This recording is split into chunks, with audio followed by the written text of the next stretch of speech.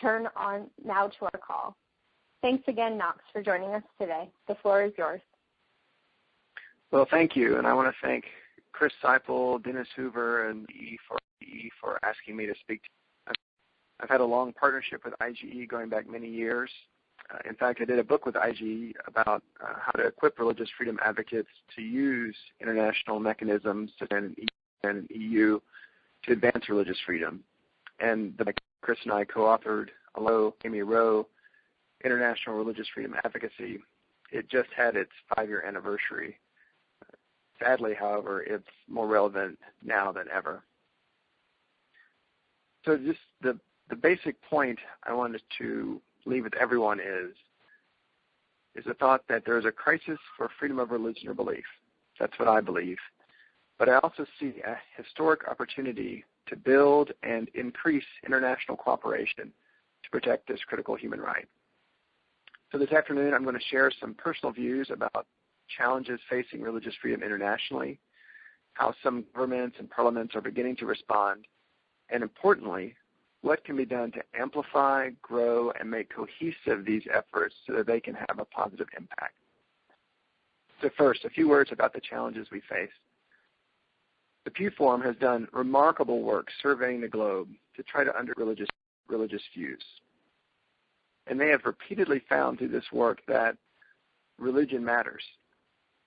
A 2010 survey found roughly 84% of the global community believes in something greater than themselves. They found that people around the world believe in God or a higher power that directs and gives meaning to their lives. And interestingly, of the 16% they described as unaffiliated, Pew reported that many had personal religious belief systems, but they just didn't fit into one of the major religious categories. And follow-on studies have documented that religious practice is increasing globally. And yet, while the world is increasingly religious, there are increasing limitations on the free practice. Again, turning to the good work of the Pew Forum, in 2014, they found that 76% of the global population lives in countries that restrict or highly restrict the free practice of religion, either by governments or societal actors. So they found that 3 out of every 4 people in the world live in countries where their ability to freely practice religion is restricted or limited. And so going back to the first point, that if religion matters and there are increasing restrictions, then religious freedom matters even more. Why? Well, because rising restrictions on religion overlaid with increasing religiosity is a recipe for human rights abuses, instability, and potential violence. So it's a core human rights concern, but it's also one that implicates national security. Now, of the rising restrictions and violations on religious freedom, I see them breaking down into 4 broad categories. First would be state repression. Here, authorities arrest believers, close places of worship, or deny the ability of individuals to meet. You see the power of the state brought to bear against religious activity that's deemed illegal or unorthodox. The second category would be majoritarian impulses. Here in new democracies or countries with weak rule of law protections, the unchecked will of the majority can lead to real human rights abuses. Without minority protections, the will of a dominant community, such as a religious one, can use the ballot box to transform their beliefs into law and thus activate the mechanics of the state to police their religious views. The third category is extremism. We've seen, just by looking at the news, how actors and individuals presenting themselves as learned religious leaders can whip up mobs and incite violence against individuals for perceived religious transgressions. Their hateful rhetoric can change societal views to where acting violently against the religious other is not only permissible, but is to be praised. And they can almost start enforcing religious law as a power unto themselves. And then the last category is terrorism. ISIS is now the poster child for terrorism, a terrorism that targets religious minorities or dissenting members of the majority faith for violence. These broad categories blur into one another, but you can see how old-fashioned authoritarianism isn't the only violator, but also non-state actors and societal actors. And yet, despite these negative trends, international standards are clear on the importance of religious freedom. Article 18 of the Universal Declaration of Human Rights said it best, quote, everyone has the right to freedom of thought, conscience, and religion. This right includes freedom to change his religion or belief, and freedom, either alone or in community with others, and in public or private, to manifest his religion or belief in teaching, practice, worship, and observance. So there's a lot in that definition. And just from that quick reading, you sort of hear how it's a multifaceted right. I like to say it's a bundled right, because to fully enjoy religious freedom, many other rights must be also honored. Just think about all the rights that are exercised if you or someone you know goes to church, mosque, synagogue, or temple. So you have the core part of religious freedom, the freedom to believe or not believe, the forum internum. With that, the freedom to change, and then the freedom to manifest religious belief through worship. That's sort of, I think, the common yet narrow understanding of religious freedom. But if you also think about the other facets, you have to have freedom of speech, the ability to preach a sermon, the ability to share your religious views with others, freedom of expression, such as religiously specific clothing, the freedom of parents to ensure the religious education of their children, the freedom to educate others, what in a Christian context we would call Sunday school, the freedom to establish and maintain faith institutions. So just the ability to have some type of corporate status, a 501c3 status, to be registered, to own property, to have a building. And then lastly, freedom of movement, the ability to get from your home to a worship experience. So while the international definition and standard is clear, the challenges facing this right are enormous. In USERF's 2014 annual report, if we look at all the countries we reported on, if you add up the populations, you'll see that 4 billion people live in countries that perpetrate or tolerate systematic, ongoing, or egregious violations of religious freedom. Now, to be clear, we also, like Pew, we don't say that everyone in those countries is being persecuted, but rather billions of people live in restrictive environments. They live in places where if they step out of established lanes of permissible religious activity or thought, there will be a negative response. Authorities or non-state actors or both will answer with force. So in this climate of religious freedom violations occurring around the world, some governments are responding. If you look at the United States, we have the oldest set of specific mechanisms to advancing religious freedom, going back to 1998 when the International Religious Freedom Act was passed. It established my commission to be an independent U.S. government advisory body that's separate from the State Department. We monitor religious freedom worldwide and make policy recommendations to the President, Secretary of State, and Congress. We have a board of 9 commissioners who are appointed, who volunteer their time, and then we have a professional staff who follow these issues every day. Then there's our sister office at the State Department, the Office of International Religious Freedom, which is led by the Ambassador at Large, which is the intent was to have a high-ranking diplomat who could advise the President and the Secretary of State and also represent the United States abroad. So that's been around for about 15 years. But more recently, we've seen Canada create a special ambassador and office in their foreign ministry the last couple of years. Norway has developed a special set of guidelines for their foreign ministry on protecting religious minorities and has a special ambassador who's partly tasked with religious freedom. Both the United Kingdom and the Netherlands have had special programming on religious freedom, working in different countries around the world. The European Union in the last 2 years issued very good guidelines instructing their diplomats on how to engage issues of religious freedom, and they've just recently started doing some project funding. And Austria has had a special emphasis on religious minorities and religious freedom in multilateral fora. In addition, some parliaments have created a special emphasis.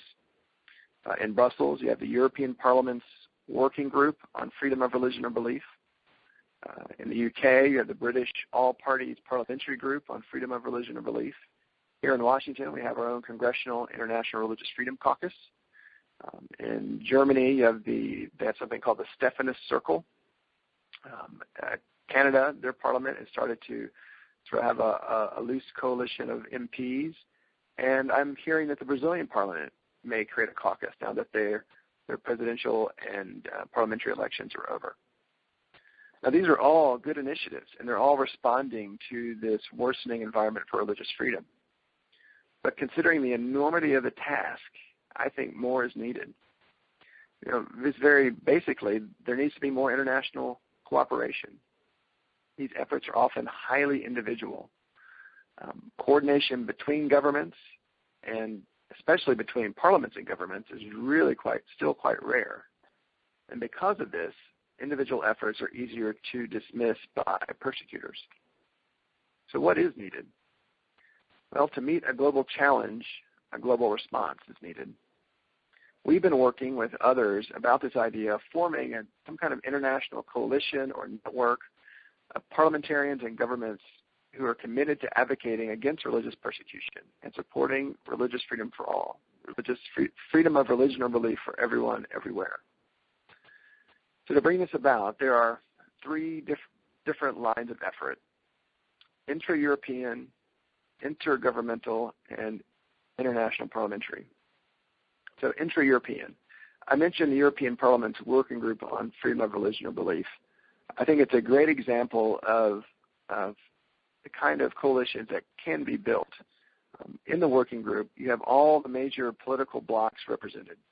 So a very diverse range of political perspectives. In fact, the two co-chairs are both Dutch members of the European Parliament, come from the very extreme ends of the spectrum. One's a conservative, one's a socialist. But this is a good model. It shows how this effort must be and can be nonpartisan. Back in February, the Commission, we went to Brussels and did a joint event with the working group in the Parliament where we both released our annual reports. And the turnout was tremendous. We had over 200 people standing room only, and it showed the potential of creating a strong transatlantic partnership around these shared values. Now, looking at intergovernmental, the Canadians have initiated an intergovernmental contact group on freedom of religion or belief. The first meeting of the group was held in June of this year at Canada's embassy in London. I was lucky enough to be an observer, and it was a very good meeting. It was clear that several countries are doing work on religious freedom issues, but there had been little to no coordination or sharing of information. So just getting everybody in the same room for the first time was noteworthy, and hopefully there'll be more of that. There's a recognition that no country can do it alone, and so there have been discussions about arranging joint démarches to clearly express global concern about situations of persecution. This is good, and it's hopefully will continue and grow. And then lastly, the last line of effort, international parliamentary coordination. So we at USERF initiated an effort with Baroness Elizabeth Berridge, who leads the All-Parties Parliamentary Group on Freedom of Religion and Belief in the British Parliament. In the face of these rising violations of religious freedom worldwide, we wanted to build or try to see if it would be possible to create some kind of international network of parliamentarians who are committed to advocate against religious persecution and to support religious freedom for everybody. The effort started in earnest this past summer with a small initial meeting in the UK of parliamentarians from a variety of jurisdictions and the European Parliament. And from that, there was agreement that such a coalition was needed and possible. In addition, the parliamentarians developed something we're calling the Charter for Freedom of Religion or Belief. And it lays out the core commitments of what this network could be, which is the full application of Article 18 of the Universal Declaration. for the right to believe or hold no belief, right to change faith, right to peacefully practice, etc., the facets that I spoke about earlier. And this charter will serve as sort of the touchstone for this platform. Now, the next meeting of this group is going to be in Oslo next week from today. Parliamentarians will be coming in from a diverse array of countries representing different regions, religions, and political views. Right now it looks like we'll have MPs from Brazil, Burma, Canada, Germany, Nepal, Norway, South Africa, Tanzania, Turkey, the United Kingdom, and Uruguay. There are outstanding invitations with several other European parliamentarians as well. In addition, the UN Special Rapporteur on Freedom of Religion or Belief, Dr. Heiner Bielefeld, will also attend. And I'm hoping that that'll be really bring this this effort together. And then there will be a public event where parliamentarians sign the Charter for Freedom of Religion or Belief at a public launch. So can these three initiatives work? Can these lines of effort pay off? I think so, and I really hope so. They aren't going to be a silver bullet. In my 15 years of work, I've learned that, unfortunately, silver bullets don't really exist. But I think these efforts can have impact.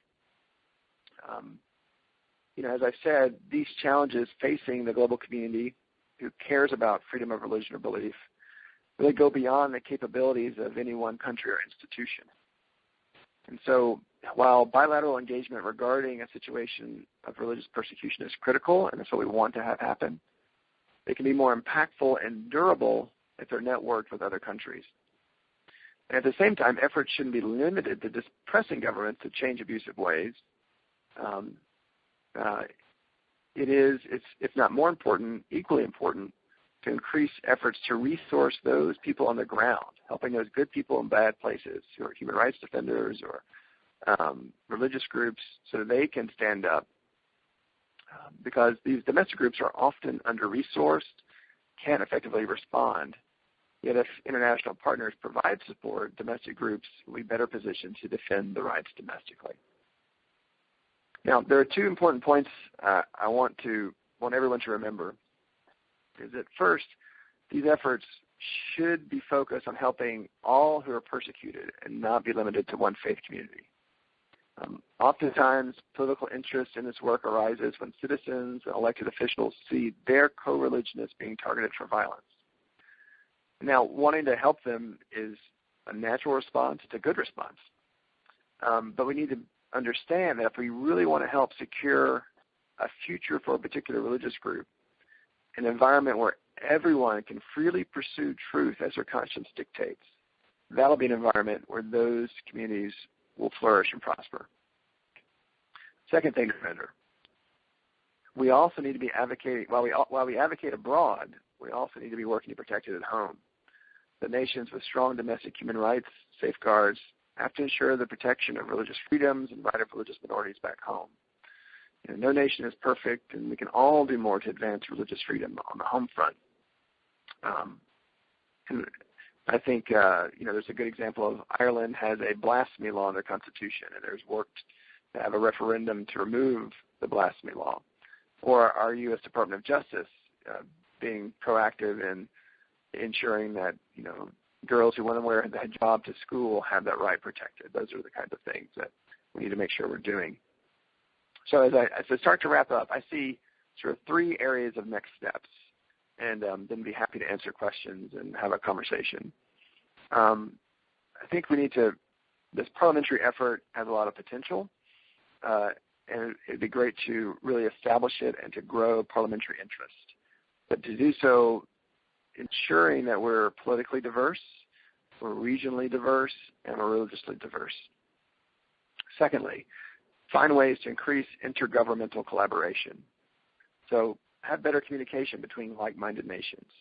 Find ways to share concerns and to voice opportunities for interventions. Just have some basic donor coordination, talking about one country is interested in a project in country X, and if a second country is also interested, that they are sharing information.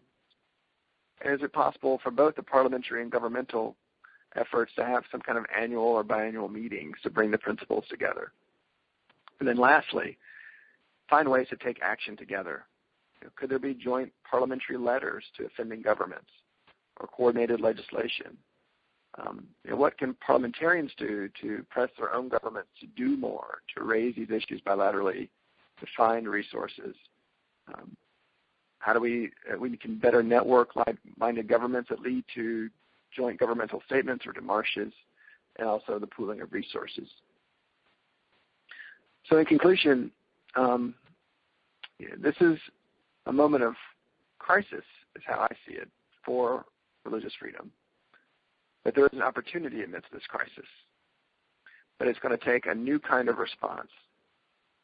If you look at ISIS or Al-Qaeda or other dark networks, they're continually trying to build contacts around the world to help advance their violent ideology. Now, a response is needed. And the parliamentary and governmental networks I've discussed are in their infancy. And not to sound overly dramatic, but they have the potential to be a response to these violent trends.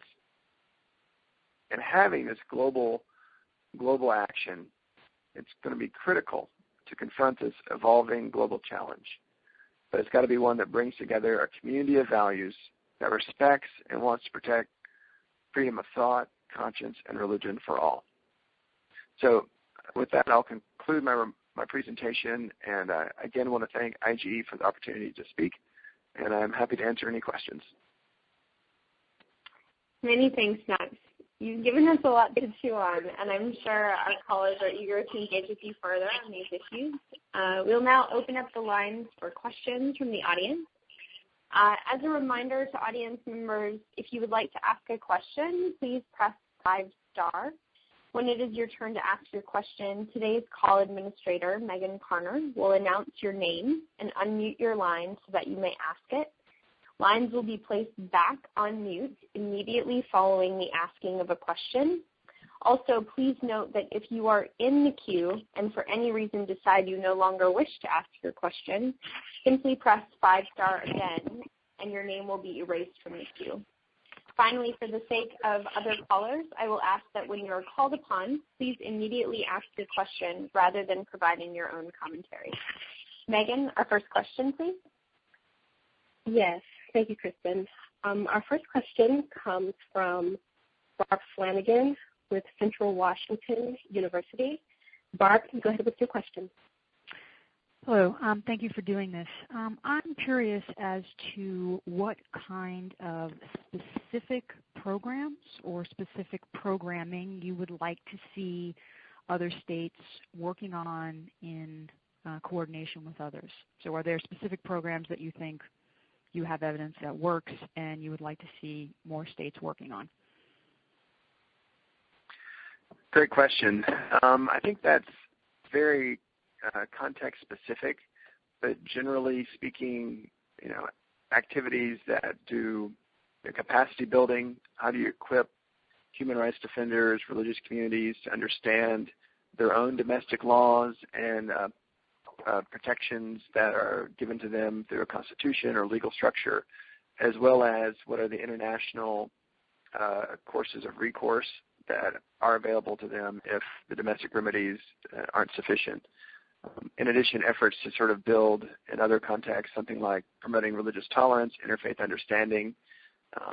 In some countries, talking about religious freedom right up front would create too much of a stir, and so an entry point could be focusing on religious tolerance, interfaith understanding, and respecting the religious other, creating those basic building blocks of tolerance and the understanding that while you may disagree theologically with a different religious view, that individual still has value and worth and the right to hold those beliefs. And then thirdly, I think working on ways to resource these international efforts. I look to as what's possible.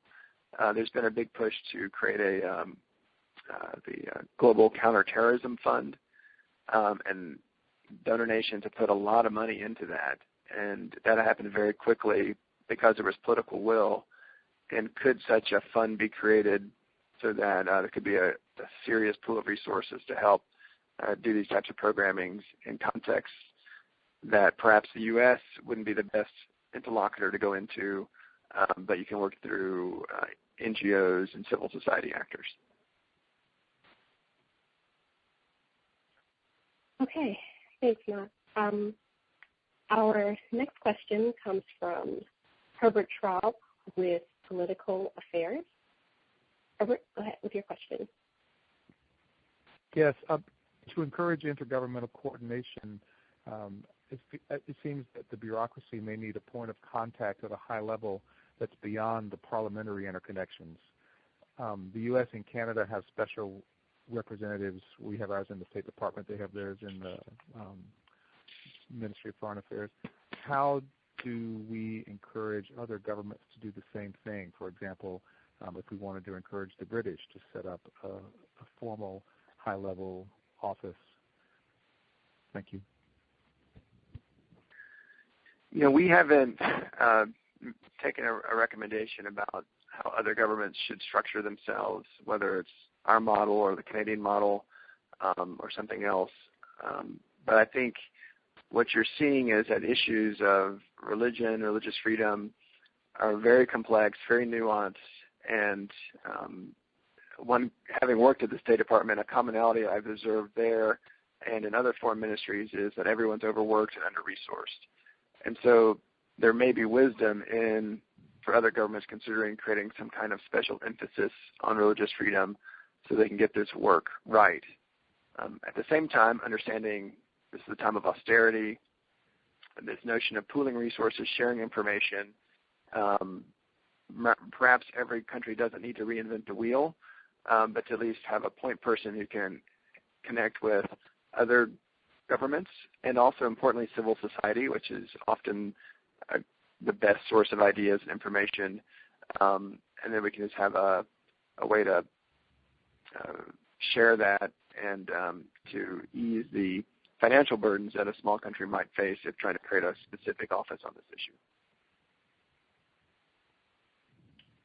Okay, thanks, Max. We have a question. Jane Wu with ITE. Jane, you can go ahead with your question. Sure. Thank you. So my questions are two. First is, are there specific countries you think that should be more actively participating in these efforts but are currently indifferent? And the second question would be, if so, has the U.S. or even tried to reach out to these countries? Thank you. That's a great question. And I think, I just look at the world map and I think of who are countries that share a commitment to religious diversity, freedom of thought, freedom of conscience, freedom of belief. And I would hope they'd all be wanting to come around this, provide resources, have staff that pay attention to this. While a growing number of European countries are engaged, I think there's a lot more room for growth there. In addition, South America is an area where you have pretty remarkable religious freedom in a context of great religious diversity, especially a country like Brazil. I think there's a lot of opportunities, a lot of potential for Brazil to engage more on this. Then if you look in Asia, the countries like Japan or South Korea that, while perhaps not having strong human rights diplomatic engagement record, definitely have resources and I think understand the challenges of these issues. Could they be doing more to help provide resources and diplomatic engagement? And then the second question, I actually forgot. Is it possible to bring her back on the phone?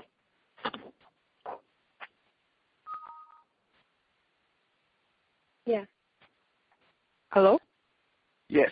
Am I on? The second question is, if so, has the U.S. government tried to reach out to the country? Oh, reach out. Yes. I think this is one Rabbi Saperstein, who's been designated as the Obama administration's second ambassador for international religious freedom.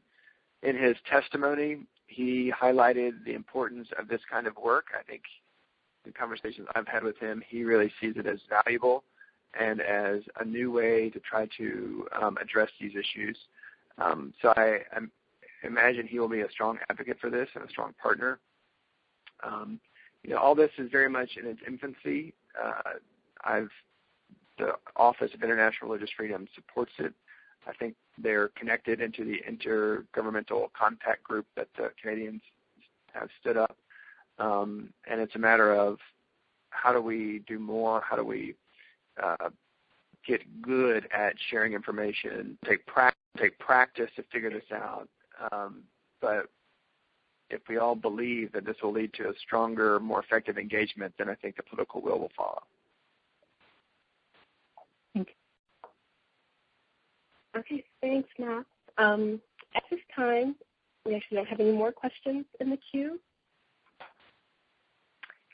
Thank you, Megan. I actually just had one follow-up question for you, Knox, before we close. I was curious about what are the things that we should be looking out for that might serve to undermine these promising efforts, things that we should just be keeping an eye out for in order to be a little bit more proactive? That's a great question. I hope, there's always the more formal bilateral relationships between countries that are part of the transatlantic community. There are larger issues that sometimes cause, the relationship to become troubled or to maybe break down. So that is always a threat to this sort of young coalition, that larger issues would undermine its effectiveness. But at the same time, I've seen that despite disagreements the United States might have with other countries on other foreign policy questions of the day, this commitment to this value of freedom of thought, freedom of religion, freedom of belief is one that actually provides a way back to reestablish and reconfirm and rebuild those relationships. I think, sadly, as the trend lines are generally negative, this issue is only going to become more acute, and I think it's important that we have the mechanisms ready so that as other countries want to find a way to respond, there's an easy way for them to access information to come alongside others who have been doing this longer. So I think it's the threat of bigger bilateral issues undermining the coalition, but it's going to be counterbalanced by continuing bad news on this subject that will hopefully force all of us to find new ways to be more effective advocates for this critical human right. Okay, well, actually, we have a little bit more time, and a couple more questions have just come in. This next question is from Mr. Mike Hoyt. Mike, go ahead with your question, please. Hey, Knox, Mike Hoyt. Thanks for all your good work these 15 years at the Commission. You're doing good stuff. Let me ask you, what have you found to be effective in separating the necessity for religious freedom from the ongoing impacts of religious extremism and the work of terrorism that's couched in, religious rhetoric? Can you say that a little bit more? Say a little bit more about that? Well, it's pretty much along the notion you were just speaking towards. We have a climate now that has overly sensitized much of the community in the world against religion because of the extremisms and terrorist activity framed under the name of religion. So when you start talking about religious freedom, people begin to think immediately, wait a minute, you want to legalize ISIS? You want to legalize extremism of this or that? So how do you get across the ideas that religious freedom is a positive and good thing while it's being pirated by two of your four categories, extremism and terrorism? Gotcha. That's a great question, Mike. I think, firstly, it's explaining about is the right. At the end of the day, it's really freedom of thought. It's the freedom of people to believe whatever they want, but pursue that belief in peaceful, non-coercive ways, to pursue truth, to try to answer the big questions of life in a way that resonates with their own conscience. That often leads many people into a particular religious faith, and then that is sort of gets into the traditional religious freedom work. But at the core of this idea, this concept, this right that we're focusing on is freedom of thought, freedom to believe whatever you want. And that's what ISIS and Taliban and Al-Qaeda, they're ultimately most afraid of, is the ability of people to challenge this particular ideology, this narrative that they are foisting onto communities through force and terror and violence. And so when there may be a reaction to say, well, we don't want any part of religion, religion is violent, I think you have to go back to the statistics. Well, there are people who use religion to accomplish violence, but at the same time there are billions of people who are religious who are nonviolent. And how do we help give those people a stronger voice to create the civic space in a society where you can have competing religious interpretations, so that it's not just the bad, violent people who are saying that our faith teaches, it's blessed to go blow up Americans, but other people can say, no, our faith doesn't teach that actually. And so there's a security element in this conversation. It's not just the human rights that we're concerned about, and that should, I would wish, be enough to motivate every country in the world to really engage this robustly. But we've seen where there is a lack of religious freedom, that it gives space for extreme interpretations, for violent manifestations. And if you're going to be countering violent extremism, creating space for diversity of religious thought, also known as religious freedom, that's one way to counter it. So it's a long-winded answer, but I think it's emphasizing the universality of freedom of thought, and that's something we should all work to protect. Then also that these do have real-world security implications, that if you ignore religious freedom, you cede the religious space to folks who would manipulate it towards their violent repressive ends. Okay, thanks, Knox. We do have a question from our friend at Southern Command. We'll let you go ahead with your question. Knox, wonder if you could comment on what media outlets might be picking up this, because I know that you're working at IGE, obviously, and there are other organizations that are actively working religious freedom and peace and other initiatives to show religion as a driver of stability rather than instability. Are there any, I hate to use the cliche, but mainstream media outlets that are picking this story up? Thank you. I think there are, and one of the things I've observed is how, as these issues have really come to the forefront, coverage of it has broken out of the religious freedom world media. These either media sources that are linked to a particular religious community. Now you've got the New York Times talking about the plight of Rohingya Muslims in Burma, or what's going on. The Washington Post just did a story on, the inability of Christians in Pakistan to bury their dead. You've seen reporting on, in Nigeria and Boko Haram and the Save Our Girls campaign. There's even been talk of, what's going on in Ukraine, to some extent Crimea and the Crimean Tatars there. So I think the mainstream media is becoming more sensitized to it because the incidents are becoming more frequent and more larger in scale.